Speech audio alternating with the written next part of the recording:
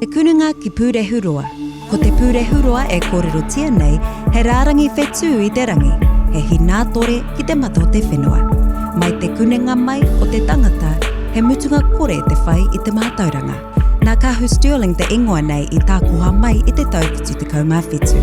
O tētahi o ngā whakamārama a kahu mo te kununga ko From Inception to Infinity. Ko te ihu o te ingoa o te kununga ki Pūrehurua e kōrero ana mo te huarahi ako o te tauira. Arā, karekau ona tihi, karekau ona rangi whāwhātanga, karekau ona rētōtanga. O tēnei mea te ako, he mutunga kore. E kōrero hoki ana tēnei ingoa mō ngā hononga, aha koa kihea te tauira ako ai, ka tō tātou e tū honohono tia ana i raro i ngā whetū o te Pūrehurua.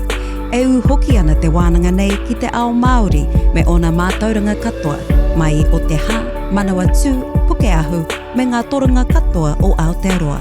Whakawhiti atu ki te ao whānui, nei rā ngā mihi o te kununga ki Pūrehurua.